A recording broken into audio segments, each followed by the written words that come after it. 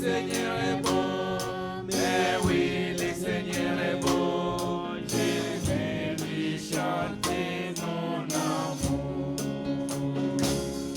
Que Dieu nous attend, que Dieu nous attend dans ce beau pays là-haut. Que nous attend, que nous attend dans ce paradis là-haut. Mais oui, le Seigneur est bon, mais oui, le Seigneur est bon. Il a fait pour nous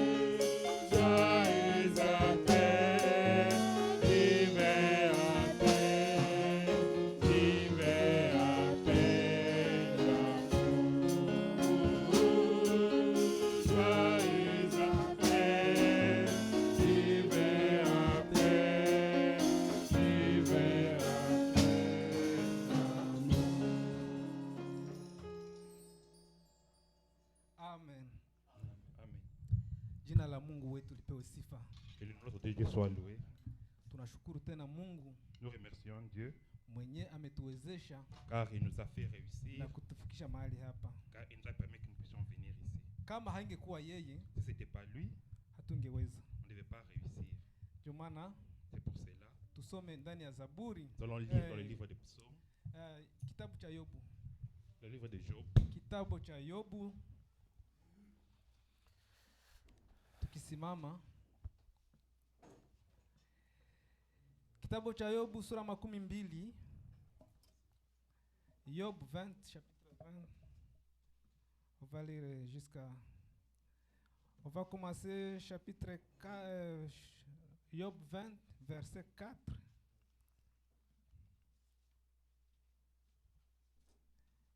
Job 20 verset 4.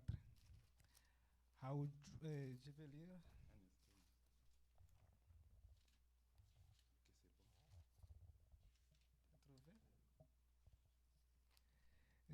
Tutasoma ndani ya jina tukufu la Bwana Yesu Kristo. Hujui neno hili tangu zamani? Ne sais-tu pas que dans tous les temps, Tangu wakati watu walipowekwa juu ya nchi, depuis que l'homme a été placé sur la terre, ya kuwa shangwe ya waovu ni ya muda mdogo, le triomphe des méchants a été court, na furaha yao wasioogopa Mungu ni ya dakika tu. et la joie des impies est momentanée. Tutasoma verse ya 7. On va lire le verset. 7. Hata hivi atapotea milele kama mavi yake mwenyewe, Il périra pour toujours comme son ordure, wao waliomwona watasema yeye ni wapi? et ceux qui les voyaient diront où est-il? 15e verset. Amemeza mali na atazitapika tena. Il a englouti des richesses, il les vomira. Mungu atazitoa tumboni mwake. Dieu les chassera de son ventre. Jina la Mungu wetu lipewe sifa. Le nom de Dieu soit Amen. loué. Hii ni neno ya Mungu. Ceci c'est la parole de Dieu. Shetani amemeza mali ya watoto wa Mungu.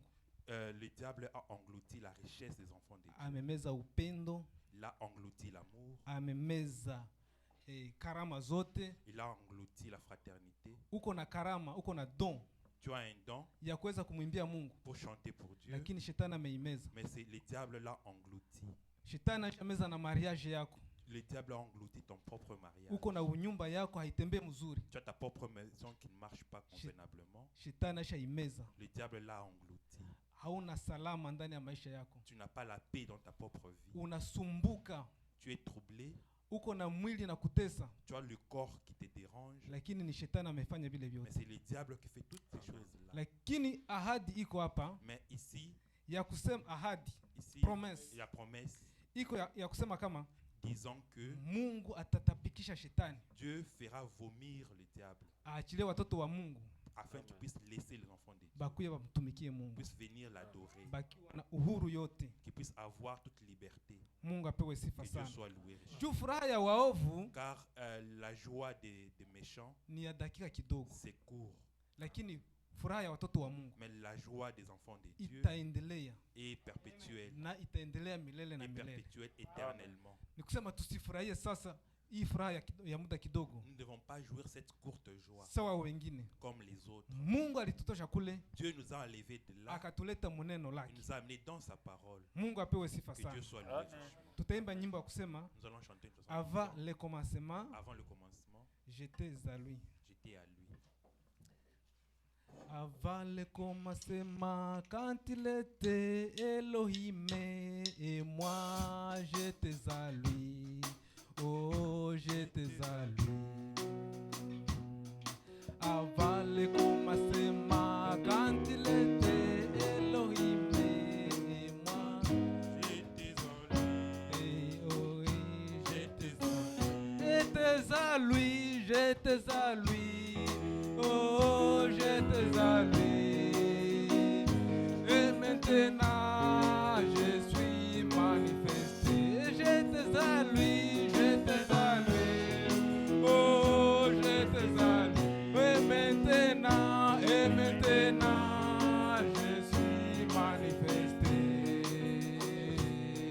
avale comme Sema quand il était Elohim. Et moi j'étais en lui, oh j'étais à lui, j'étais à lui, j'étais à lui, oh j'étais à lui. Et maintenant je suis manifesté. J'étais à lui, j'étais à lui, oh j'étais à lui. Et maintenant je suis manifesté. Avale comme Sema quand il était Elohim. Et moi j'étais à lui, oh j'étais à lui, j'étais à lui, oh j'étais à lui. Et maintenant je suis manifesté. J'étais à lui, oh j'étais à lui. Et maintenant je suis manifesté. Mungu alitujua tangu zamani. Dieu nous a connus dès le commencement. Ni kusema hatukuamini leo, Ça veut dire que nous n'avons pas cru maintenant. lakini tuliamini Ça veut dire que nous avons cru tangu zamani. depuis le commencement. Dunia na haiyaweka misingi, Avant qu'on mette les fondations de la terre. Mungu alitujua, Dieu nous a connus. akajua na majina zetu. Dieu nous a connus nos noms. Ndio maana alituita, C'est pour cela qu'il nous a appelés, akatutosha mu madhehebu, nous a appelés des dénominations, akatutosha ndani ya il zambi, nous a appelés des péchés, kusema tuite wana wake. afin que nous puissions être appelés ses enfants.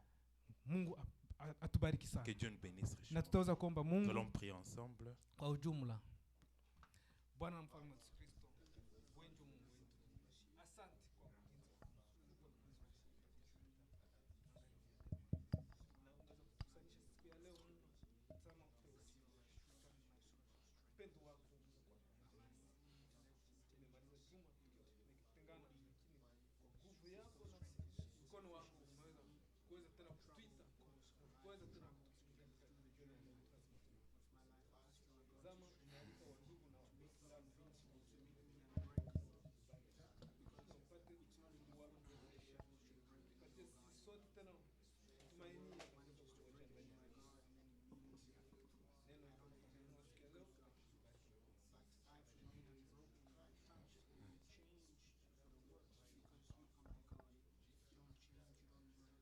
Bwana na mfalme wetu Yesu Kristo, Notre Père Céleste, wewe ndio Mungu wetu. c'est toi qui es notre Dieu. Asante tena Merci encore une fois, kwa kuweza kutuita, car tu nous as appelés. ukatualika tena ndani ya nyumba yako. Tu nous as réunis dans ta maison. Jina lako lipewe sifa. Que ton nom soit loué. Tunakuja tukiwa wanadamu, Nous venons avec nos péchés.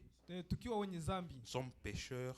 na hatukuja kuangalia mtu, Nous ne sommes pas venus regarder quelqu'un, lakini tumekuja kuangalia wewe mais nous sommes venus te regarder toi, ukiwa ndani ya neno lako, qui es dans ta parole. upate kuonekana, Nous puissions nous manifester ukitukuza ndani ya mkutano wote, et sois loué dans toute cette assemblée. ukituponya na kutusafisha, Tu nous as guéris et tu nous as lavés. utubariki ndani ya yote. Bénis-nous dans tout. Tunaacha mkutano ndani ya mikono Nous yako, remettons ce service dans tes mains. ubariki Bénis. ndani ya jina tukufu la Bwana Béni Yesu Kristo. soit au nom de Jésus-Christ. Amen. Amen. Tutaweza kuikala Nous allons na nous asseoir. tutaweza kusikia nyimbo za shangwe, Nous allons maintenant écouter les chants. na nyuma ya pale Et après cela, tutaweza kusikia maneno ya Mungu. nous allons écouter la parole de Dieu. Juu neno la Mungu jilituleta hapa. Car c'est la parole de Dieu qui nous a amenés ici. Mungu awabariki sana. Que Dieu vous bénisse richement. Niko naona ndugu mmoja katikati yetu Okay, excellent. Mungu awabariki. Que Dieu vous bénisse.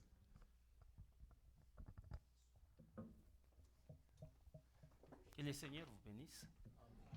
Nous sommes Ah, dans la joie Tuko ndani ya furaha d'être ensemble ya kukuwa fasi dans la moja maison du Seigneur ndani ya nyumba ya Mungu pour parler des affaires célestes. kwa kusema mambo ya kiungu. Parce que ce qui est terrestre, Juu vitu ya dunia c'est temporaire, ni vya muda, mais ce qui est céleste, lakini vya mbinguni c'est ce qui demeure éternellement. ndio vinakaa milele na milele. Vous et moi, nous sommes les citoyens du ciel. Wewe na mimi tuko wenyeji wa mbinguni. Sur cette terre, Kwa hii dunia nous ne sommes que des tuko passagers. wasafiri. Nous sommes des pèlerins, comme Paul le dit. wasafiri gisi Paulo anasema. Et le préparatif, Mwenye anatayarisha, wenye wanajitayarisha. ça se fait au moyen de la parole de Dieu. Kujitayarisha na pitia ndani ya neno la Mungu. C'est pourquoi nous venons ici Na ndio maana tunakuja mahali hapa pour écouter la na parole de Dieu. tusikie neno la Mungu. Donc celui qui aime l'avènement de notre Seigneur Jésus-Christ, Mwenye anapenda ujio wa Yesu Kristo, il va aussi aimer sa parole. yeye atapenda tena neno lake. J'ai une annonce. Niko na tangazo. L'hiver a fini. Ile hiver ishaisha. C'est-à-dire vous pouvez récupérer maintenant vos effets personnels. Mnaweza kamata mambo yenu ya kipekee yenye mko nayo. Vitu yetu, vitu. Parce qu'on avait les manteaux, des souliers qu'on laissait ici. Tulikuwa na makoti pamoja na maviatu tulikuwa tunaacha hapa. Donc il y avait des choses qui restaient ici en permanence. Ile vitu, particulièrement des souliers. Ile vitu vilikuwa vinabaki hapa saa yote na hata viatu vile. Alors vous pouvez les récupérer. Mnaweza kuvichukua. Parce que ça va nous diminuer des choses à ranger. Pita tupunguzia na makazi hapa za kufanya. Même les racks, les porte-manteaux. Na ile yenyewe tulikuwa tunaweka kwa makoti. Donc on va ranger ça. Tutaviweka fasi nyingine. C'est ça le Canada. Donc il y a une saison on ferme et tout. Wakati saison inaisha wanafunga vyote. Donc ça va être utilisé pour l'hiver prochain. Nikusema tutavitumikisha siku hiver tena itakuja. Donc nous avons besoin de votre collaboration. Tunapenda tusikilizane sasa. Si vous ne le prenez pas aujourd'hui, kama haichukue leo, demain. Basi uichukue kesho. Si c'est pas demain, kama iko kesho basi, même l'autre dimanche, basi ama dimanche itakuja. Mais pensez quand même à cela. Lakini ujiulize juu ya ile kwanza. Pensez à ramener ça, à prendre ça. Waze juu ya kuirudisha. Ça va beaucoup nous aider. Itatusaidia sana. Je parlais avec le frère Kalele au Congo. Nilizungumza na ndugu Kalere kule Congo. C'est un serviteur de Dieu. Ni mtumishi wa Mungu. Il est à Kinshasa. Yeye anaishi pale Kinshasa. Il m'a dit de vous saluer au nom du Seigneur Jésus-Christ. Alisema ni wasalimu ndani ya jina tukufu la Bwana wetu Yesu Kristo. Bon, il m'a appelé parce qu'il a les problèmes des yeux. Aliniita kwa sababu iko na shida ya macho. Alors d'après ce qu'il m'a expliqué, gisi alinielezea, il voit flou. Haangalie vizuri. Il lit, je veux dire, c'est quand il lit, hein, il voit pas bien les écritures. Hasome maandiko mzuri. Il voit ça flou. Anaangalia giza. Mais un homme de Dieu, lakini mtumishi wa Mungu, il a besoin de lire. Iko na lazima asome. Donc il est allé à Mbujimai. Alienda pale Mbujimai. On lui a dit que l'état de santé de ses yeux s'était dégradé. Akamwambia kama macho yake haiko ya mzuri. Donc il devait aller à Kinshasa. Aende pale Kinshasa. Pour qu'on puisse les traiter. Wapate kumtibu. Donc c'est comme il y a les sangs dans ses nerfs. Inaonekana kuna kuwa damu ndani ya mishipa kidogo ya macho. Donc on doit les piquer. Sasa ile mishipa watatoboa. Non, les piquer, piqûre. Piqûre, toboa. C'est bon. Donc il doit subir des piqûres. Watamtobola shindani. Chaque mois il doit voir les médecins. Kila mwezi atakuwa anaenda angalia mganga. Mais lui c'est un croyant. Lakini yeye ni muamini. Il croit que anaamini ya kama c'est un grand docteur. Mungu ni mganga mkubwa, amen. Il guérit toutes sortes de maladies. Anaponyesha magonjwa yote. Et il croit aussi na naamini ya kama que si les saints prient pour lui, kama watakatifu wakimwombea, Dieu va les guérir. Mungu atamponesha. Maintenant il a dit à Québec je sais qu'il y a les saints. Akasema hapa Québec najua kama kuna kwa watakatifu pale. Alors il m'a dit je te demande d'amener cette requête à l'assemblée de Québec. Alinibebesha ile mzigo ni bebe kukanisa. Si les enfants de Québec prient, kama watoto hapa Québec wanamwombea, Dieu au ciel va les écouter. Kule mbinguni Mungu atamsikia. Parce que Dieu écoute la prière des justes. Mungu anasikia maombi ya watakatifu ya wenye haki. Donc on va penser à lui. Na tutamkumbuka. Donc avant même de commencer la louange, mbele tuanze nyimbo za sifa, nous prierons pour cette requête d'une manière particulière. Omba ile tutaombea ile shida kwa hali ya kipekee. Le Seigneur puisse se souvenir de lui. Mungu apate kumkumbuka. Peu importe où la personne se trouve. Haizuru mtu anapatikana mahali gani. Si les saints prient, kama watakatifu wanamwombea, Mungu atasikia. Amen. Vous vous souvenez des témoignages de notre frère Josué Kadima? Unakumbuka ushuhuda ndugu yetu Josué Kadima? Il nous avait dit ma fille est malade. Akatuambia hapa msikangu iko mgonjwa. Prions. Mumuombee basi. Nous avons prié. Tuliomba hapa. Et après on a eu un appel téléphonique et la situation s'est améliorée. Kama hali yake ya msika imekuwa mzuri. Donc Dieu écoute la prière des justes. Mungu anasikia maombi ya wenye haki. Vous et moi, Wewe na mimi ici à Québec, hapa Quebec, c'est nous qui sommes les justes. sisi ndio tunakuwa na wenye haki. Et donc quand nous allons prier, Wakati tutaomba, Dieu va écouter cela. Mungu atasikia. Donc on va prier pour cela. Tutaomba juu ya ile Nous allons nous tenir debout. na tukisimama. Il n'y a que toi, Seigneur, il n'y a que toi.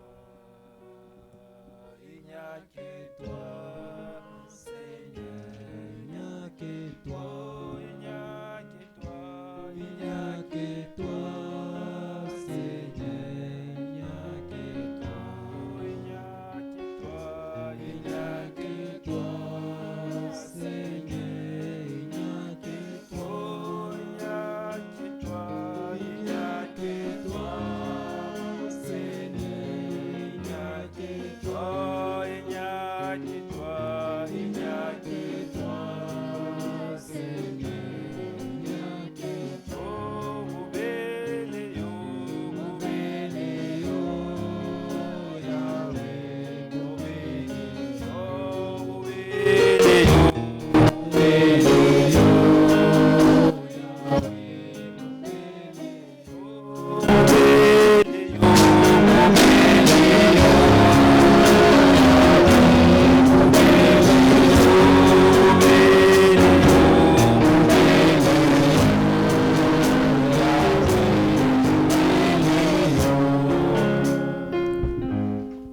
On va tous prier.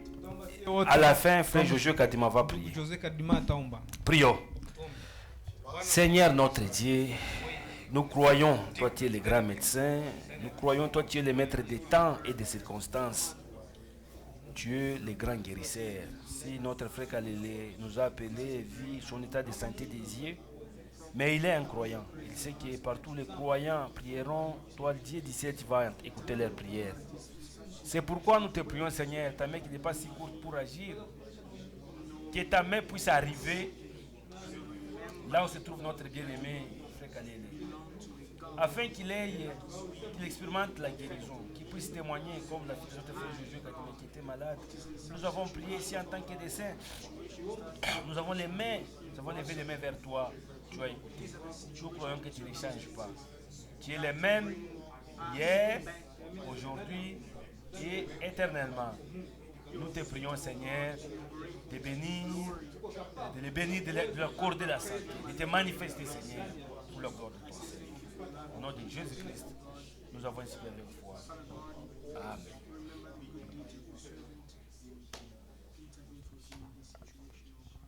Père bien-aimé et Dieu de gloire, nous te remercions et te rendons grâce encore une fois, Père, Amen. du privilège que tu nous accordes, Seigneur, de nous approcher de ta présence. Amen.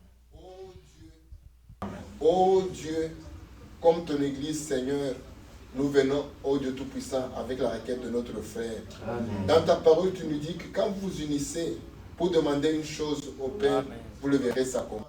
Amen. Amen. Amen. Voilà que le diable, Père bien-aimé, vient troubler la vision de ton serviteur, Seigneur. Il a besoin de ses yeux pour lire. Il a besoin de ses yeux pour te servir, Seigneur. Mon Dieu, mon roi, les médecins ne peuvent qu'aider. Mais nous savons que toi, le Créateur, Seigneur, tu peux refaire toutes choses à nouveau. C'est pourquoi en ce moment, oh Dieu, nous nous remettons entre tes mains, Père. Comme tu avais guéri Bartimée, Père, qui était déjà aveugle. Oh Dieu Tout-Puissant et Dieu de gloire, que tu puisses te glorifier en ce moment en guérissant ton serviteur. Merci pour ton amour. Nous croyons que tu l'as déjà accompli, car nous te le demandons au nom de Jésus-Christ. Amen. Amen.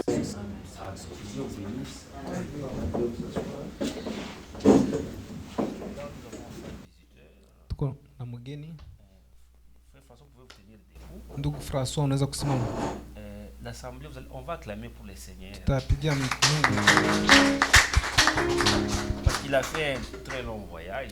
alifanya safari mrefu, Il a traversé les océans akapita mu maji pour venir communier avec nous. kusema apate kuja kushirikiana pamoja na sisi. Que Dieu vous bénisse richement. Mungu akubariki sana. Vous savez que souvent les gens quand ils voyagent, Mnajua wakati watu wanasafiri, des fois ils restent dans les hôtels. Mara nyingine wanabakia kule mahoteli, Il y a même des gens, ils voyagent. na kwa wengine wanasafiri, Dans les voyages, il n'est plus frère. Il ne veut plus se présenter aux frères. hawapendi kuonekana kwa wandugu wao. Alors, mais lui, il a eu l'initiative. Lakini yeye alikuwa na ile juhudi, Il a dit, je ne peux pas quitter le Canada akasema siwezi toka hapa Mkanada sans venir à Québec. na sia ingia pale Mkebeki. Il est venu juste pour une courte durée, Alikuwa tu muda mfupi tu juste pour communier avec nous. kusema tu akuye tu ashirikiane na Vous sisi. voyez combien il nous aime. Kama anakuya anatupenda, Nous vous recevons avec beaucoup de joie tunakupokea na furaha mingi au nom du Seigneur Jésus. mjina la Bwana wetu Yesu Kristo. Sentez-vous vraiment à l'aise. Jisikie huru sana. Amen. Amen. Alors, c'est lui qui m'a beaucoup aidé au Congo. Yeye kule Kongo ndio Quand alinisaidia je suis sana. parti en 2021, Wakati nilienda kule mwaka wa 2021, je devais aller voir la tombe de mon père et mon frère qui était mort. ningeenda kuona kaburi ya ndugu yangu na baba yangu mwenye alikufa kule. Celui qui m'a accompagné dans tout. Yeye ndio alinisaidia mu ile mahitaji yote. C'est un bon souvenir que je garde. Ile ni ukumbusho mzuri mimi nakumbuka kwake. Celui qui m'a amené même à l'aéroport Na yeye ndio alinileta kwenye uwanja wa ndege pour qu'il puisse revenir au Canada. kusema tena nirudie huko Canada. Que Dieu te bénisse richement. Mungu akubariki sana. Amen. Alors, Sasa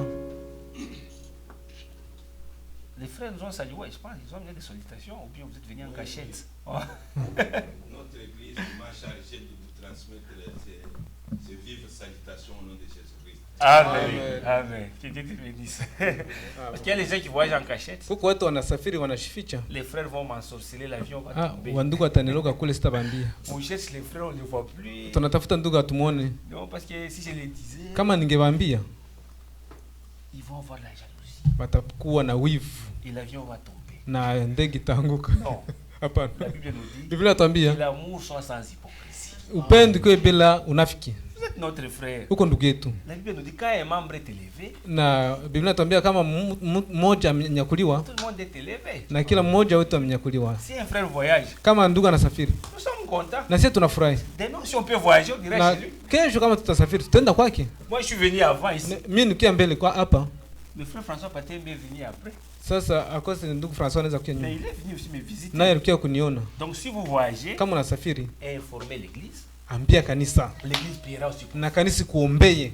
n'ayez Amen. pas l'esprit du monde. Usikue na ile roho ya dunia. Amenez ça dans l'église. Uilete hapa mkanisa. Je vais les cacher. Aseme nitaficha hii Ils mambo. vont m'ensorceler. Asema taniloga. Ils vont faire que l'avion va tomber. Asema taangusha ndege. Ça, c'est un signe qui montre qu'en vous, il n'y a pas l'amour. Ile ni alama ya kuonyesha kama hauna upendo. Vous ne faites pas confiance aux frères. Hautumainie bandugu. Donc, pour vous, les frères, Kwa nyinyi wandugu, ce sont des sorciers. bandugu yako ni banakuwa balozi. Mais il y a des fois, les gens, ils informent les païens, Na huko wengine wanaambia wapagani mais n'informent pas les frères. lakini hawaambiaki bandugu. Ton oncle, Muyomba yako il n'est pas frère. haiko ndugu yako. Il sait que tu voyages. Anajua kama unasafiri. Mais les frères en Christ, Lakini ndugu ndani ya Kristo, l'avion va tomber. ndege itaanguka Vous nikamwambia. les enfants ne dites rien. Nyie msiseme kitu mnyamaze. Que Dieu nous aide Mungu atusaidie. à vivre comme des enfants de Dieu. Muishi kama watoto wa Mungu. Donc on va chanter maintenant des Sasa cantiques, tutaimba wimbo mbili et ensuite on va passer à la prédication. na tutapitia kwenye mahubiri. Thank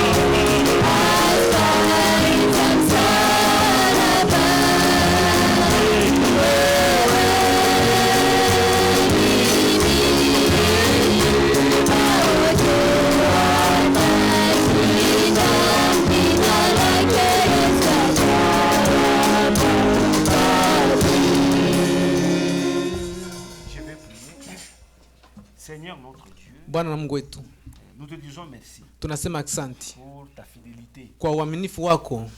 Tu as dit, Ulisema là où deux kwenye kunakuwa watu wawili trois se réunissent à mon ama nom, wakikusanyika mjina langu, je serai au milieu d'eux. nitakuwa katikati yao. Ce soir, Jioni ya leo nous croyons tunaamini ya tu kama es au milieu de nous. uko katikati yetu, Nous te prions, na Seigneur. tunakuomba Bwana, Nous voulons que tu puisses nous parler. tunataka utuzungumzie Parce que ta parole, juu neno lako c'est la lumière. ni mwangaza, Que la lumière puisse Ni- jaillir na nuru ipate kuangaza pour chasser l'obscurité à nous. ya kuweza kufukuza giza ndani yetu, Manifeste-toi en toutes choses, uonekane ndani ya mambo yote, du début jusqu'à la fin. mwanzo na mwisho. Au nom de Jésus-Christ, Mjina la Bwana Yesu nous Kristo avons inspiré avec foi. tunaomba na imani, Amen. amen.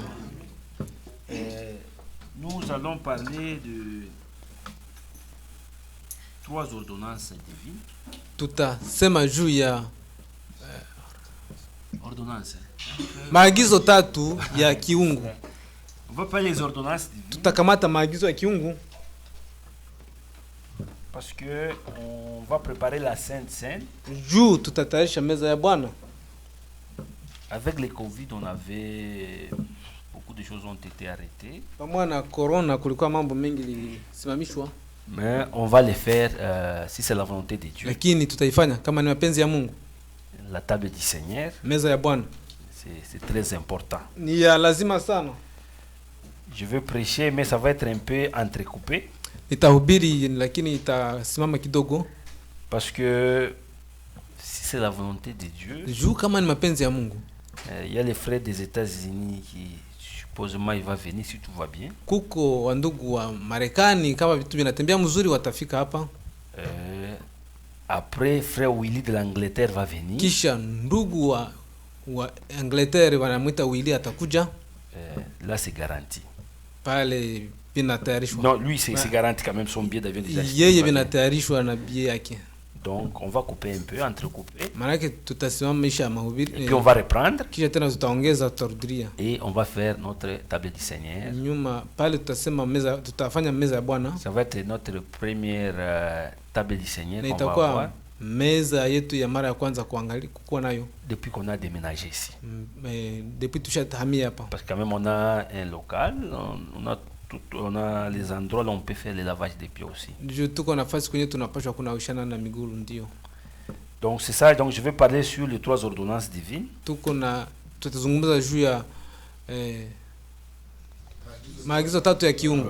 Les 3 ordonnances Maagizo tatu sont très importants. nayo ni ya lazima sana, Mais que l'ennemi a dévoré. adui alishaibeba Et des fois, les gens ne les respectent na pas. watu hawaiheshimu tena, Ils les font à leur façon à eux. wanaifanya namna yao, Ils ne le font pas selon ce qui est écrit dans la Bible. hawaifanyi sawasawa vile inasema ndani ya Biblia. Parce que les 3 ordonnances divines Juu ile sont maagizo tatu ya kiungu ni hii: il y a le baptême, kunakuwa ubatizo, le lavage des pieds kunakuwa kunaushana miguu et la table du na Seigneur. meza ya Bwana. Le 3, Ile mambo tatu, en tant que des croyants bibliques, tukiwa waamini wa Biblia nous devons les pratiquer. tunapaswa kuitayarisha kuikuwa ndani. Jésus-Christ a été baptisé, Yesu Kristo alibatiziwaka il a fait le lavage des pieds. na akanawa migulu Il a dit, je vous ai donné un exemple. na akasema, nimewapatia mfano Vous aussi, vous devez laver les pieds les uns aux autres na nyinyi mtanaushana migulu en signe de simplicité. kwa alama ya unyenyekevu. Et avant de partir, Na mbele ya kwenda il a organisé la table du Seigneur. alifanyisha meza ya Bwana, Il a dit, c'est un modèle akasema hii ni mfano à respecter. ya kuheshimu, Donc c'est pourquoi nous aussi nous allons les faire. na ndio maana tunapaswa kufanya ile Parce que nous sommes des croyants bibliques. juu tuko waamini wa Biblia. Donc tout ce qui est écrit dans la Bible, Yenyewe vimeandikwa ndani ya Biblia nous vyote croyons à cela tunaamini yote et nous pratiquons. na tunaitenda, Parce que nous nous sommes convaincus juu sie et tumekubali concernés na tunashurutishwa que tout ce qui est écrit dans la Bible, ya kama mambo yote inaandikwa ndani ya Biblia c'est la vérité. ni kweli. Dans la Bible, il n'y a pas une partie, c'est des légendes. Ndani ya Biblia hakuna fasi kwenye kuko mifano, Comme l'Antichrist, le pape dit, sawa vile mpinga Kristo il doute un peu de si le jardin d'Éden a existé. S'il n'a pas banashakia existé. kidogo juu ya kusema kama shamba Edeni iliwahi kuwa ndani ya dunia. Tout ce qui est écrit dans la Bible, Yote yenye inaandikwa ndani ya Biblia c'est la vérité. ni kweli. C'est pourquoi même le Seigneur Na ndio kwa lui-même, maana Bwana il anasema, nous dit, anatuambia n'ajoutez rien msiongeze kitu et ne retranchez na rien. msipunguze kitu chochote. on modifie quelque chose. Wanageuza mambo kidogo. Quelque chose, on modifie quelque Kitu chose fulani quand c'est pas parfait. Kama hakiko cha mzuri. Vous savez, les voitures, Unajua magari. à chaque année, Kila mwaka on modifie. banakuwa wanabadilisha. Et vous allez voir iPhone 12. Unajua iPhone 12. On va dire que c'est parfait, c'est un bon téléphone. Wanasema ni ya mzuri sana. Mais après, on va trouver que des fois, il y a un problème de batterie ou il y a quelque chose. Ou la caméra ne prend pas bien des photos. Bon, on va changer. Bon, iPhone 13. On va faire iPhone 13. Et puis, on va trouver qu'il y a des petits défauts. iPhone 14. On ne fait que changer. Parce qu'on cherche la perfection. Mais la parole de Dieu, elle est parfaite. On n'a pas besoin de changer. Et c'est pourquoi la Bible nous dit, c'est le Seigneur lui-même qui donne l'ordre. Il donne un avertissement. Il dit ceci, n'ajoutez rien et ne retranchez rien. Et Paul nous dit, toutes les promesses de Dieu sont oui et amen. Donc nous, quand nous écoutons la parole, nous ne sommes pas des philosophes. Nous sommes des croyants. Et la parole de Dieu va dans notre cœur. Nous disons seulement amen. Et Dieu aime ça parce que Dieu veut que nous soyons obéissants à sa parole. Et c'est pourquoi dans chaque âge, il nous dit que celui qui a des oreilles entend ce que l'Esprit dit aux églises. Maintenant, quand nous lisons dans le livre d'Apocalypse 22, le verset 17, lisons la parole de Dieu. Au nom du Seigneur, nous allons tenir debout. Parce que les 3 ordonnances, on ne va pas les enlever. Mais il y a les gens qui ont le courage de les enlever. Et ils se sont dit, bon, non, ça c'est pas important. Vous lavez les pieds, mais c'est pas important. Le baptême, c'est pas important. Même si on ne le fait pas, quand même, nous irons au ciel. C'est très important de respecter l'ordre que Dieu a établi. Notre Dieu, c'est un Dieu d'ordre. Il a établi l'ordre. Respectons cet ordre-là. Disons d'Apocalypse 22, le verset 17. Et l'esprit et l'épouse disent, viens. Et que celui qui entend dise, viens. Et que celui qui a soif vienne. Que celui qui veut prenne de l'eau de la vie gratuitement. Je le déclare à quiconque entend les paroles de la prophétie de ces livres. Si quelqu'un y ajoute quelque chose, Dieu le frappera des fléaux décrits dans ses livres. Si quelqu'un retranche quelque chose des paroles du livre de cette prophétie, Dieu retranchera sa part de l'arbre de la vie et de la ville sainte décrits dans ses livres.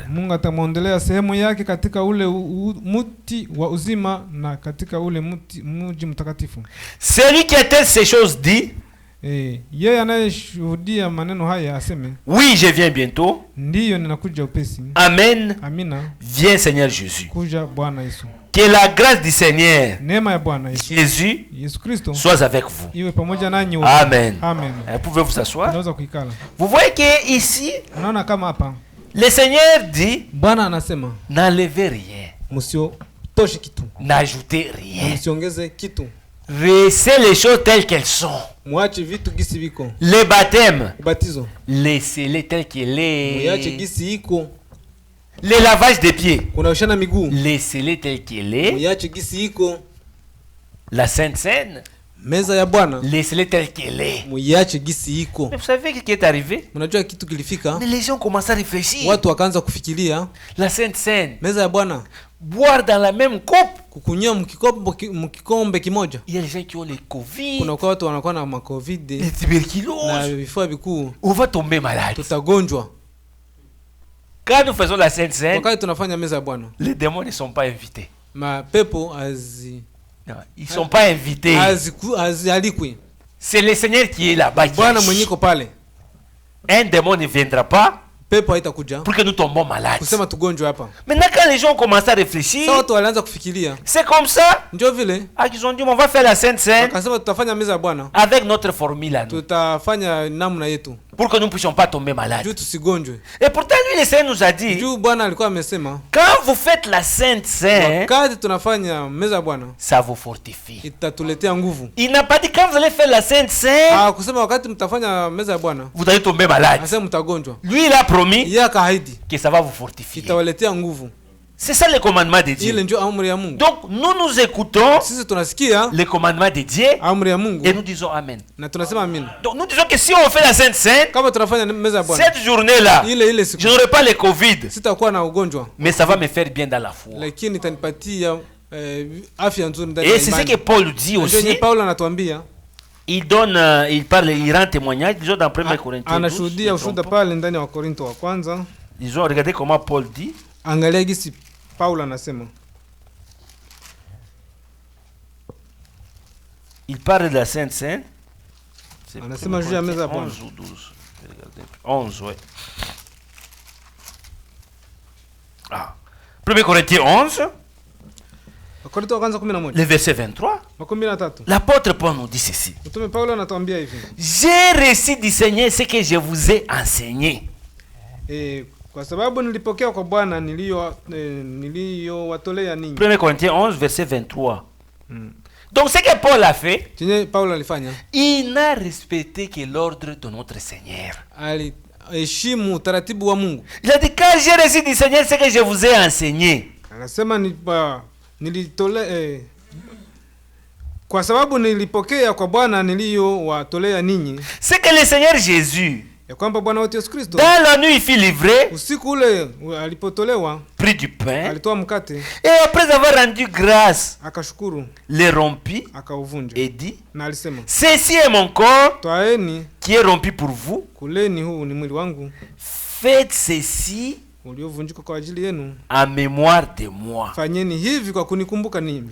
De même, Hivyo hivyo après avoir soupé, alipomaliza kula, il prit la coupe alitoa kikombe et dit, akasema, cette coupe kikombe hiki est la nouvelle alliance à mon sang. ni agano jipya katika damu yangu. Faites ceci Fanyeni hivi en mémoire de moi kila mara toutes les fois que vous en boirez. mnapokunywa kwa kunikumbuka mimi. Car toutes les fois que vous mangez ce pain Kwa sababu kila mara mnapokula mkate huu et que vous buvez cette coupe, mnakunywa kikombe hiki, vous annoncez mnatangaza la mort du Seigneur kufa kwa Bwana jusqu'à ce qu'il vienne. hata atakapokuja. Amen. Amen.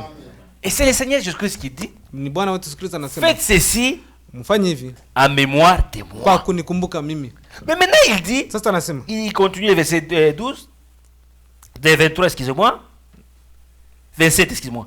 C'est pourquoi ndio kwa maana basi c'est lui qui mangera le pain ou boira la coupe du Seigneur indignement, kila mwenye kula mkate huu na kunywa kikombe cha Bwana sivyostahili sera coupable envers le corps et le sang du Seigneur. atakuwa amejipatia kosa juu ya mwili na damu ya Bwana.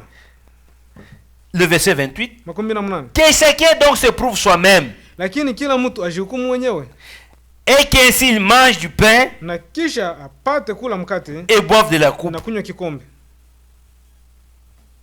Car c'est lui qui mange Kwa sababu yeye anayekula et boit sans discerner le corps du na Seigneur, kunywa asipostahili, mange anakula et na boit kunywa un jugement contre lui-même. hukumu kwake mwenyewe. Amen. Amen. Donc, si nous le faisons d'une manière biblique, Tukavifanya namna ya hadharani selon l'ordre de Dieu, gisi utaratibu wa Mungu ça va nous aider dans notre foi. ndio itatusaidia muimani. Mais si on ne le fait pas d'une manière biblique, lakini kama tufanye gisi Biblia inasema, c'est un jugement. ile ni hukumu kwetu. Donc il y a des gens qui font les saintes scènes, Kuko watu wenyewe wanafanyisha meza ya Bwana, mais c'est le jugement qu'ils mettent sur eux-mêmes. lakini wanajiletea hukumu kwa Pourquoi? wenyewe. Kwa nini? Ils ne les font pas selon la parole de Dieu. Hawaheshimu kama vile Biblia inasema. Ils les font selon la tradition. Wanafanya sawa vile wanataka. Mais si nous devons faire la sainte scène, Kama tunataka fanya meza ya Bwana, nous devons le faire tunapaswa kuifanya selon le commandement du Seigneur. kulingana na amri ya Mungu. C'est pourquoi Ndio kwa maana l'apôtre Paul, ndio maana Paulo que le Seigneur a appelé, mwenye Bwana aliita, qui avait un mandat divin, mwenye alikuwa na utaratibu, qui avait le Saint-Esprit. alikuwa na mwito wa mbingu na Roho Parce Mtakatifu. que la Bible nous dit, Biblia inatuambia c'est poussé par le Saint-Esprit kwa sukumwa na Roho Mtakatifu que les hommes ont parlé ndio wanatumishi walisema de la part du Seigneur. kwa sehemu ya Mungu. C'est-à-dire ce que Paul faisait, Yenye Paulo alikuwa c'est la conduite du Saint-Esprit. ndio uongozi wa Roho Mtakatifu. Paul n'était pas en erreur. Hakukuwa ndani ya kosa. Paulo était dans la vérité. Alikuwa ndani ya kweli. C'est pourquoi l'apôtre Paul a Ndio dit, maana mtume Paulo akasema, ce que je vous prêche, mimi nawahubiri, que personne ne les modifie. mtu asibadilishe. Gardez-les tels qu'ils sont. Muichunge gisiko. Pourquoi? Kwa nini? Parce que c'est la vérité. Juu ni kweli.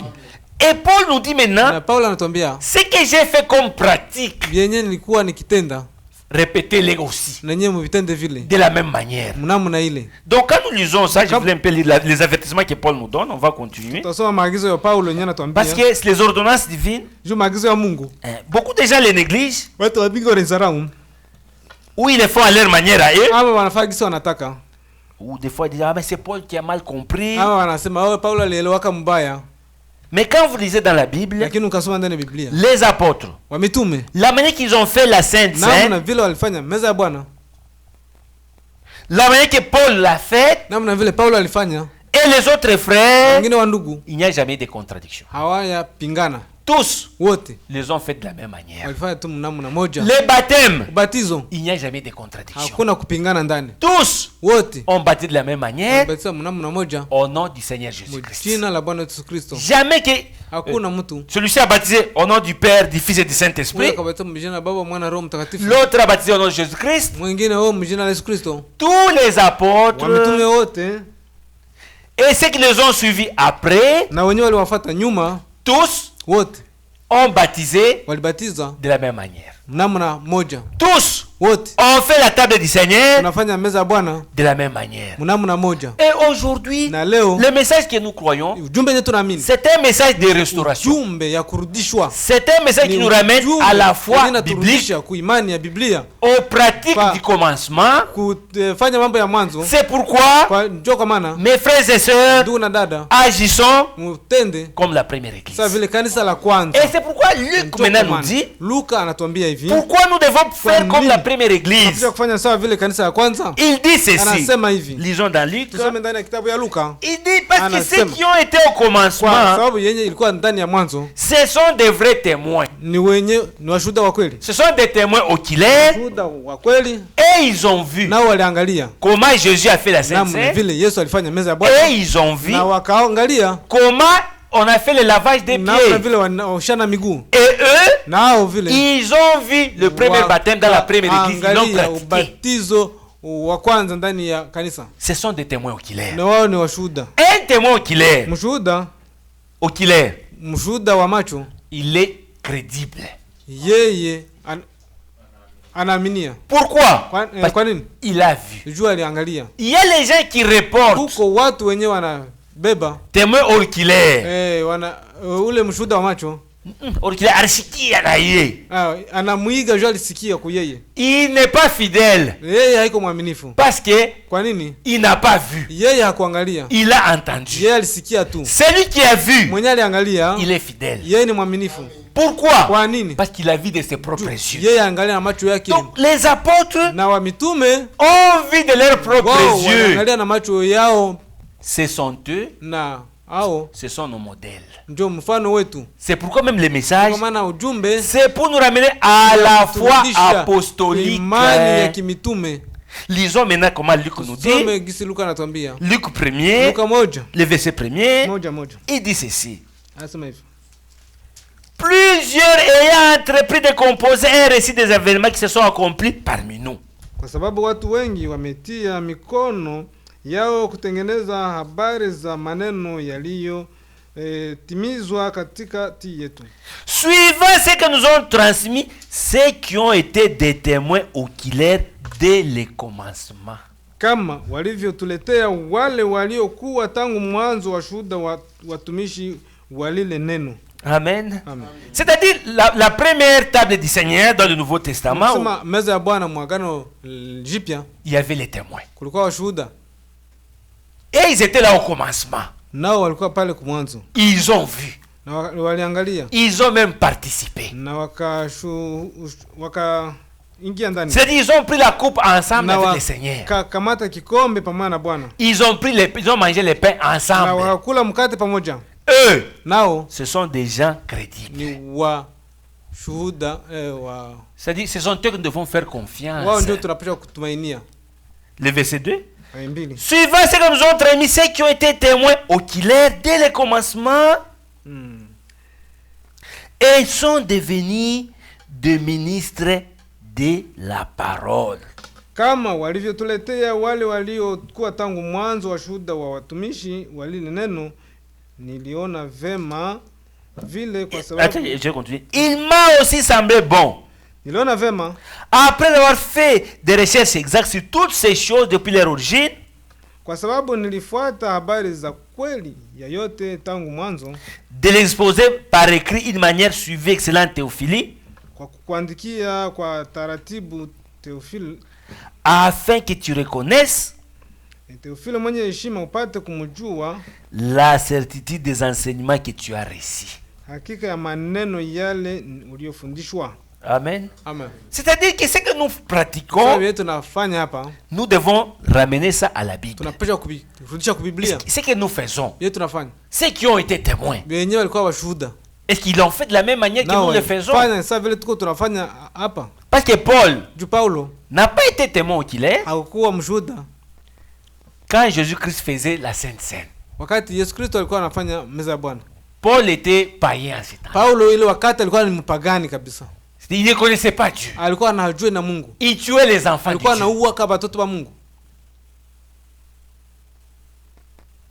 Mais, comme Dieu l'a sauvé, Dieu s'est révélé à lui. Dieu lui a donné la révélation de sa parole. Paul a commencé aussi à baptiser. Il a fait la Sainte Seine. Mais pour être sûr qu'il n'était pas à côté, il a dit aussi, je dois retourner à Jérusalem pour voir les frères qui étaient avec le Seigneur,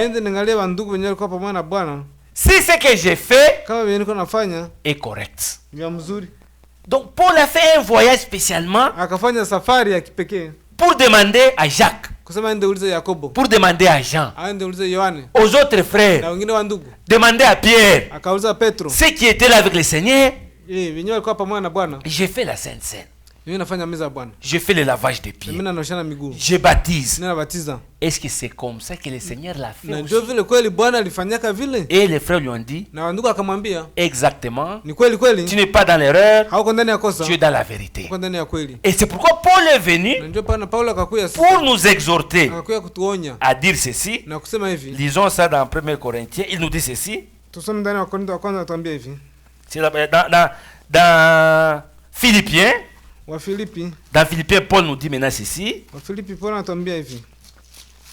Il dit, ce que j'ai fait comme pratique, faites-le aussi de la même manière. Imitez-moi. Quand nous lisons dans Philippiens 4, l'apôtre Paul nous dit ceci. Philippiens 4, le verset 8. Au reste, frère, que tout ce qui est vrai, tout ce qui est honorable, tout ce qui est juste, tout ce qui est pur, tout ce qui est aimable, maneno yote na ikiwa sifa yote, tout ce qui mérite l'approbation, fikirieni maneno haya, ce qui est vertueux, fanyeni maneno mliofundishwa, et digne de louange, soit l'objet de vos pensées. na kuyapokea na kuyasikiliza kwa kuyaona ndani yenu. Mais le verset 9, Na kenda pale, ce que vous avez appris, fanyeni maneno reçu yenye mliopokea et entendu de moi, na kusikia kwangu, et ce que vous avez vu à moi, na yote mliona kwangu, pratiquez-les. mfanye hivyo. Amen. Amen. C'est Paul qui nous dit pratiquez ce que j'ai Ni fait. Paulo anasema mfanye yenye nilifanya. Ne vous posez pas de questions, Msiswali maswali. pratiquez-les. Mfanye ile. Et il ajoute, Na naongeza, et le Dieu de paix na Mungu wa salama sera avec vous. atakuwa pamoja nawe. Amen. Amen. Donc si nous pratiquons Na kama tunafanya ile, ce qui est écrit dans la Bible, yenye imeandikwa ndani ya Biblia, la paix de Dieu salama Mungu sera avec nous aussi. itakuwa pamoja na sisi. Nous allons avoir la joie, Tutakuwa na nous furaha. allons avoir la paix. Tutakuwa na amani. Pourquoi? Jua nini? Nous pratiquons ce qui est écrit dans la Bible. Tunafanya yenye inaandikwa ndani Et ya maintenant, Biblia. Paul, Na maintenant, Paulo sasa, comme ce qu'il disait, c'était la vérité. jinsi alikuwa anasema ni ya kweli, Il a vérifié alichunguza auprès des frères. karibu ya wandugu. C'est pourquoi il nous dit maintenant ici en Galates, Anatuambia hapa ndani ya Wagalatia, il nous donne un avertissement. analeta arifu. Il dit que même si un ange venait, Hata kama malaika anakuja, il quittait le ciel, anatoka mbinguni, il vous dit, anawaambia baptisez mbatize au nom du Père, mjina la Baba, du Fils Mwana et du na Roho Saint-Esprit. Mtakatifu. Il dit, ne l'écoutez pas. Anasema msimsikie ule. Et la Bible nous dit, Biblia il inatuambia n'y a qu'un seul Seigneur. kunakuwa Bwana mmoja, Il n'y a qu'une seule foi. imani moja Et il n'y a qu'un seul baptême. na ubatizo mmoja. Et ce baptême-là, Ile c'est ubatizo au nom de Jésus-Christ. ndani ya jina la Bwana Yesu Il Kristo. n'y en a pas deux. Hakuna ubatizo mbili. Lisons dans Galates, premier. Wagalatia moja. Regardez comment Paul dit. Galatiya Paulo anasema. Galates, premier, Wagalatia moja, le verset 6. sharia 6. Il dit, je m'étonne que vous vous détourniez si promptement de celui qui vous a appelé par la grâce de Christ. Ninastaajabu ya kuwa mmemwacha hivi upesi aliyewaita ninyi katika Kristo, Pour passer à un autre évangile. mkageuka kwa habari njema ya namna nyingine, Non pas qu'il y ait un autre évangile, isiyo nyingine, mais il y a des gens qui vous troublent et qui veulent renverser l'évangile de Christ. na kuna watu wanaowasababisha ninyi wakataka kugeuza habari njema ya Kristo. Mais quand nous-mêmes, Lakini sisi, quand un ange du ciel annoncerait un autre évangile, na malaika ya mbingu akiwaambia ninyi habari njema nyingine que celui que nous vous avons prêché, ya mbalimbali na ile mliohubiriwa, qu'il soit anathème. naye alaaniwe. Nous l'avons dit précédemment, Na tulisema kwa kukaza, et je le répète. na mimi narudia ndani. Pourquoi Paul le répète? Kwa nini Paulo anarudia Pour que les ndani? gens puissent bien écouter. Njoo watu wasikie mzuri. Et Paul le répète, hein, Paulo anarudia ndani. pas que c'était la vérité. Njoo kwa kweli. Il dit, je le répète encore. Sasa mimi narudia ndani. Nous l'avons dit précédemment, Tulivyosema kwanza, et je le répète à sasa cette heure. tena mimi nasema mara ya pili. Si quelqu'un vous annonce un autre évangile, Mtu yeyote akiwahubiri ninyi habari njema ya qui est celui que vous avez reçu, na ile niliyopokea, qu'il soit anathème. alaaniwe. Amen. Amen. Donc tous ceux qui donnent un baptême non biblique, Nikusema watu wote wenye wanabatiza ubatizo wenye iko ndani ya Biblia, sainte non biblique, ama meza ya Bwana yenye iko Biblia, c'est une malédiction. ile ni laana. Amen. Retournons à la parole de Dieu. Turudie kwa neno la Mungu. Pratiquons ce qui est écrit. Tufanye yenye inaandikwa. Maintenant, les pratiques bibliques. Sasa kufanya ya Biblia, Mais comment est-ce que ça a disparu avec le temps? namna gani ilipotea pamoja na muda? Comment est-ce que les églises aujourd'hui Namna gani makanisa leo pratiquent des choses qui ne sont pas dans la Bible? wanafanya mambo yenye iko ndani ya Biblia? Et pourtant, Na japo hiyo dans la Bible, ndani ya Biblia rien ne manque. hakuna kitu kinakosa. Dans la parole de Dieu, Ndani ya neno la Mungu il y a tout. kunakuwa mambo yote. Le Seigneur n'a pas oublié un morceau. Mungu hakusahau hata sehemu moja. Tout Yote est dedans. iko ndani. Toute la parole, Iko ndani. elle est complète. Yote neno yote imeenea.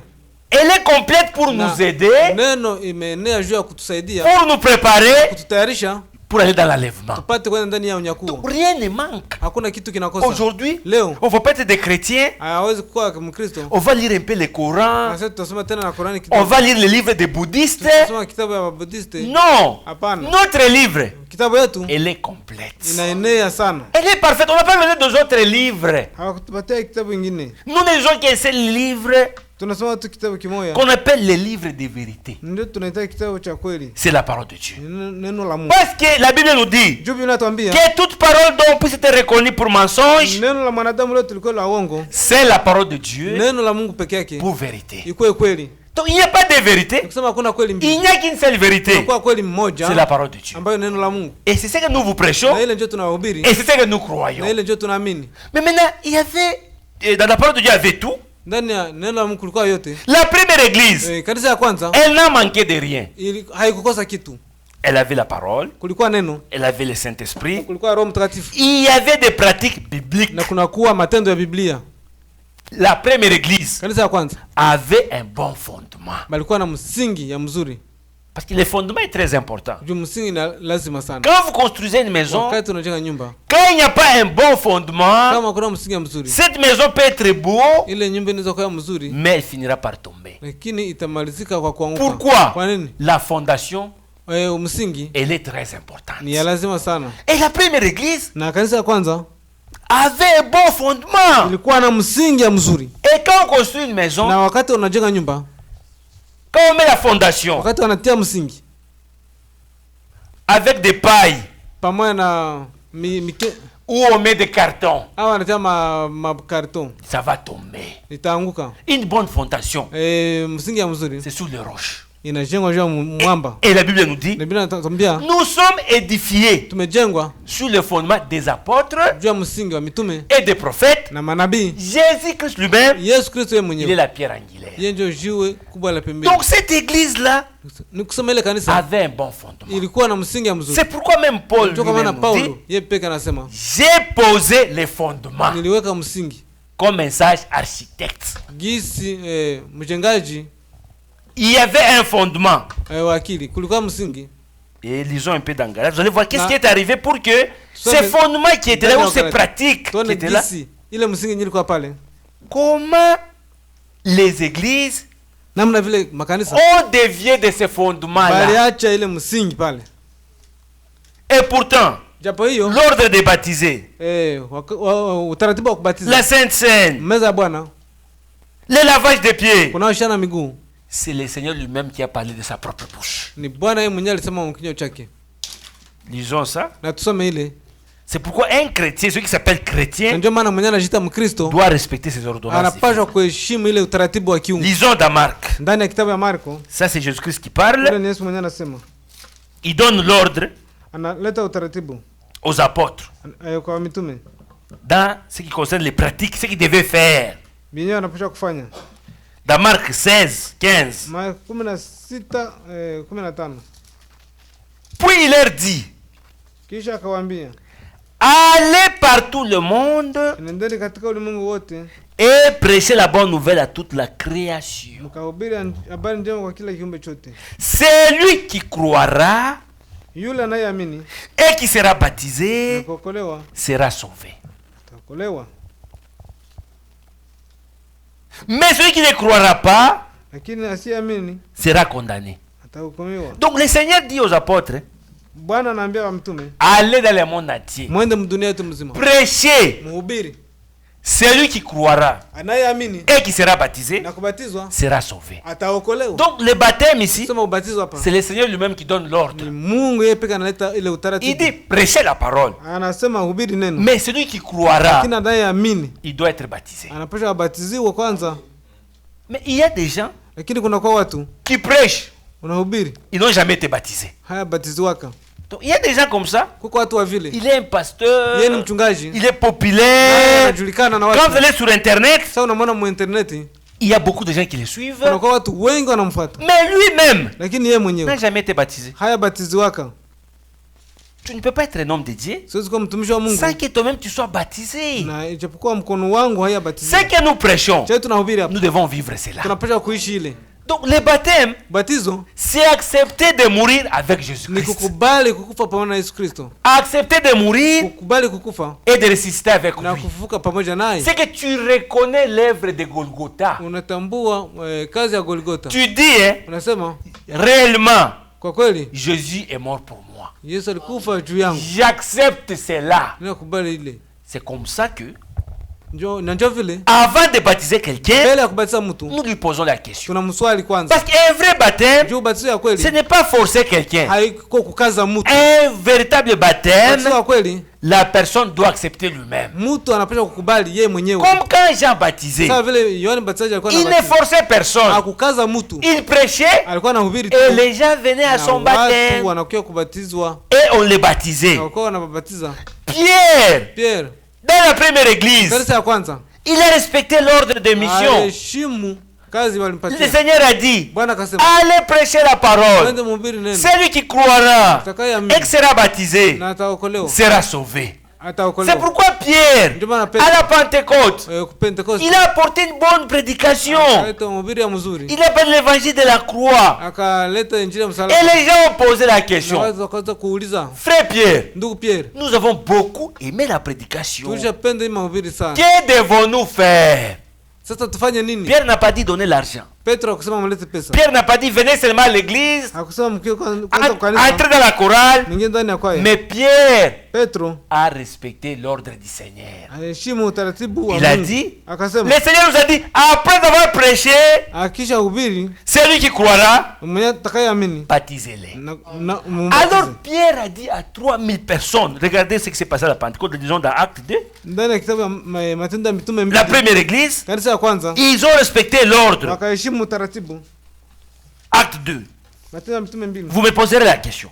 Mtaniswali. Est-ce que Pierre était baptisé? Petro kweli alibatizwa? Pierre était baptisé. Ndio, Petro alikuwa batizwa. Tous les apôtres Mitume wote ont été baptisés. walibatizwa. Parce que Paul dit, Juu Paulo nous anasema tous, si wote nous avons été baptisés. batizwa. Tous les apôtres ont été Wa baptisés. mitume wote walibatizwa. Maintenant, regardez dans Acte 2, Sasa ndani ya kitabu ya Matendo ya Mitume 2 Pierre a prêché l'évangile du salut. akahubiri injili ya wokovu, Il a apporté une bonne prédication. akaleta mahubiri ya Comme le Seigneur avait dit, gisi Bwana kwa allez dans le monde entier, mwende katika dunia yote prêchez la bonne nouvelle. mahubiri habari njema. Et quand les gens vont écouter, Na watu sawa watasikia à la fin, kumwisho, s'ils croient, kama naamini vous devez les baptiser. mtawabatiza. Maintenant, regardez ce qui est arrivé. Angalia kilitokea. Acte 2, 37. Matendo 2:37. Après avoir entendu ces discours, Wakati waliposikia maneno haya, ils eurent les cœurs vivement touchés. wakasikia roho zao zimechuma. Et ils dirent à Pierre et aux autres apôtres, Wakaambia Petro na mitume wengine, frères, ndugu, la parole de Dieu, elle est exacte. Hein? neno la Mungu ni la kweli. Ils n'ont pas demandé aux gens qui n'étaient pas de vrais témoins. Hakwenda uliza watu wenyewe kwa washuhuda. Ils ont demandé à Pierre Akauliza Petro et les autres apôtres. na wengine wa mitume nyuma, Frères, nous avons écouté. ndugu, tushasikia. Que devons-nous faire? Sasa tutafanya nini? Ah, Pierre. Pierre, Petro il s'en souvient de ce que le maître lui avait dit. akakumbuka wenye mwalimu alimwambia, Quand les gens vont croire, wakati watu wataamini baptisez-les. muwabatize. C'est comme ça Pierre leur répond. Ndio Paulo akawajibia Le verset 38. ndio 13. Pierre leur dit, Petro akawaambia, repentez-vous. mtubu Et que chacun de vous na kila mmoja wenu soit baptisé uwe amebatizwa au nom de Jésus-Christ. mjina la Yesu Kristo. Amen. Amen. Donc Pierre a respecté l'ordre qu'on lui a donné. Nasema Petro aliheshimu utaratibu alimpatia. Repentez-vous. Mwenye mtubu. Et que chacun de vous soit baptisé au nom de Jésus-Christ Abatizwe mjina la Yesu Kristo. pour le pardon de vos péchés Mpate usamehe wa dhambi zenu et vous recevez le don du na Saint-Esprit. mtapokea zawadi ya Roho Mtakatifu. Car la promesse est pour vous, Kwa sababu hii ni ahadi yenu pour vos na kwa enfants watoto wenu et pour tous ceux qui sont loin, na kwa watu wote walio mbali en aussi grand nombre watakaoitwa que le Seigneur notre Dieu les na appelle. Bwana Mungu wetu. Amen. Amen. Il dit peu importe les gens qui Ni croiront, watu ngapi wataamini? la formule reste la même. Ile utaratibu ni ile. Celui qui croira, atakayeamini il sera baptisé. atabatiziwa. Et Pierre nous dit maintenant, Na Petro anatuambia il doit être baptisé anapaswa kubatiziwa au nom de Jésus-Christ. mjina la Bwana Yesu Kristo.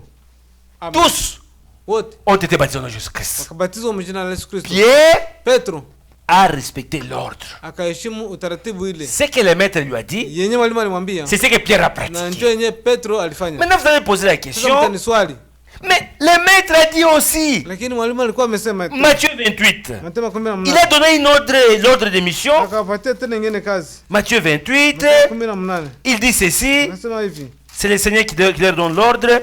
ni Bwana ataleta utaratibu. Matthieu 28, Mathayo 18 nous devons poser la question tunapaswa kuswali aux gens qui prêchent, wenyewe wanahubiri, êtes-vous même baptisés? na nyinyi mshabatiziwa? Mais vous allez dire, les gens vont vous dire, ah, moi j'ai étudié la théologie, en tout cas moi je connais ça, j'ai pas besoin de baptême. C'est des choses réelles. Utasikia nakwambia nishasoma masomo ya mingi, mimi sina lazima ya ubatizo. Et le baptême Na ubatizo est très important. ni ya lazima sana. La vie chrétienne commence par là. Maisha ya Ukristo inaanzia pale. Tu ne peux pas dire, Hawezi kusema je suis chrétien, niko Mkristo tu n'as jamais été baptisé. na huyabatizwaka, C'est impossible. haviwezekani. Un chrétien Mkristo commence par le baptême. anaanzia kwa ubatizo, On commence par là. unaanzia pale. C'est là où tu montres que tu as accepté Jésus-Christ. Pale ndio kwenye unakutana kama Tu as accepté Jésus-Christ. ulikubali Yesu Kristo. Lisons dans Matthieu 28, Mathayo 18 le verset 19. 19, Allez, basi kwendeni faites de toutes les nations des disciples, mfanye wa taifa yote kwa wanafunzi wangu, les baptisant mkiwabatiza au nom du Père, kwa jina la Baba du Fils na la Mwana et du Saint-Esprit. na Roho Mtakatifu. Mais Pierre arrive à la Pentecôte, Lakini Petro anafika kwa Pentecost il tena dit, anasema je vous baptise nenda babatiza au nom de Jésus-Christ. kwa jina la Yesu Kristo tena. Mais il y a les incrédules qui disent, Sasa kwa wapagani wanasemaka, Pierre s'est trompé. maana Petro yashadanganyika. Entre Pierre Katikati ya Petro et Jésus, na Yesu qui a dit la vérité? mwenyewe tusemesha kweli nani? Là, on se retrouve avec deux baptêmes. Sasa pale tunakutana tuko na ubatizo. Au nom de Jésus-Christ, Jina la Yesu Kristo, au nom du Père jina la Baba et du Saint-Esprit. na Roho Mtakatifu. Mais dans la Bible, Ndani ya Biblia tous wote ont été baptisés walibatizwa au nom de Jésus-Christ. jina la Yesu Kristo. Demandez aux gens Uliza watu de vous prouver dans la Bible, bakuonesha ndani ya Biblia même une personne hata mtu mmoja qui a été baptisée mwenye alibatiziwa au nom du Père, jina la Baba du Fils na la Mwana et du Saint-Esprit. na la Roho Mtakatifu. Ça n'existe pas. Ule mtu haiko. Pierre ne s'est pas trompé Petro hakudanganyika. parce que Kwa sababu ya nini? Père Baba n'est pas un nom. haiko jina. Père Baba est une fonction. ni kazi. Moi, je suis un père, Mimi niko baba, mais j'ai un nom. lakini jina yangu iko. Mon nom, c'est Mathias. Jina yangu Matiasi Ma fonction, na kazi yangu père, baba, pasteur, naweza kama mchungaji, mais c'est pas mon nom. lakini haiko kazi yangu. J'ai jina un yangu. nom à moi. Niko na jina yangu. Donc, Pierre Kusema Petro a mis le nom du Père, akaleta jina ya Baba, Fils Mwana et du na Saint-Esprit. Roho Mtakatifu Ces noms-là, kulingana les noms-là, ile jina c'est le nom du Seigneur ni Jésus-Christ. jina la Bwana wetu Yesu Kristo. Les restes, ce sont des fonctions. Vingine vyote ni cheo. C'est pourquoi même la Bible nous dit, Na ndio maana Biblia inatuambia baptisez-les mwabatize au nom, mujina, un seul nom. mujina moja. Et Jésus-Christ, Na Yesu sur Kristo la terre, kudunia yote il a dit, akasema, j'ai fait connaître ton nom au monde. nilijulisha jina lako kudunia. La Bible ne se contredit pas. Na Biblia haijipinga. Quand on nous dit, Wakati wanatuambia le nom qui est au-dessus de tout le nom, majina yenyewe iko juu ya majina zote c'est Jésus-Christ. ni Yesu Kristo. On n'a pas dit que le nom au-dessus de tous les noms, Hawakusema jina yenyewe iko juu ya majina zote. c'est le Père. Ama ni Baba. Le nom au-dessus de tous les Jina noms, yenyewe iko yule ya majina zote c'est Jésus-Christ. ni Yesu Kristo.